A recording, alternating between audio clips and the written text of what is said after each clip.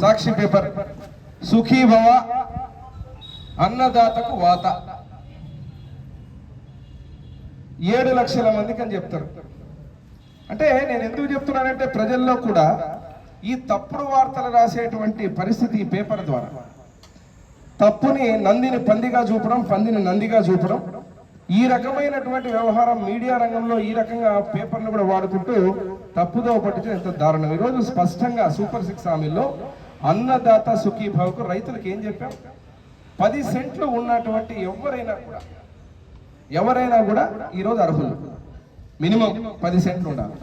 ఎక్కడా income tax కట్టినటువంటి వాళ్ళు కానీ, లేకపోతే ఇంకొక రకమైన ఏదైతే ఆదాయం ఉన్న రైతులు తప్ప కౌలు రైతులకు ఇస్తామని చెప్పాం. రేపు కౌలు రైతులకు 2వ విడత కింద మళ్ళీ ఇస్తున్నాం.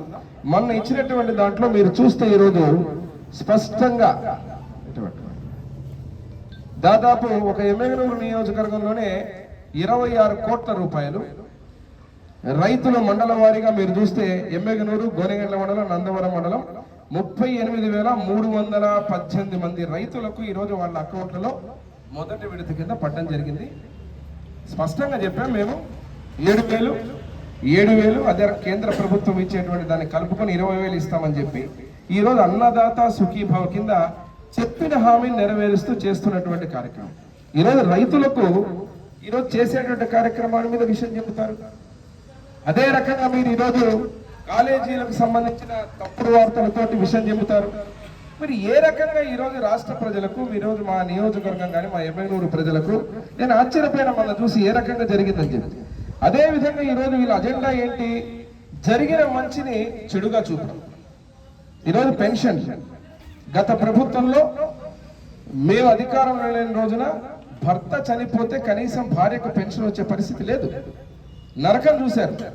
ఇదే ఎమ్మెగనూరులో దాదాపు 467 మంది పెన్షన్లు మళ్ళీ కొత్తగా స్పౌస్ పెన్షన్స్, అంటే భర్త పెన్షన్ తీసుకుంటున్నప్పుడు చనిపోయినటువంటి వాళ్లకు వెంటనే ఇవ్వడం జరిగింది. 467 మంది. వీళ్ళందరూ ఉసురు పోసుకునేది మీరు కదా, గత ప్రభుత్వంలో ఈరోజు మీరు కదా చేసినటువంటి తప్పిదాలు. మరి అదే రకంగా కేవలం ఈరోజు మసిపూసి మారేడికాయ చేయడం, మేము బట్ట కాల్చి మొహం మీద వేస్తే మీరు తుడుచుకోండి, ఆ మరకలు మీకు పడతాయని చెప్పడం.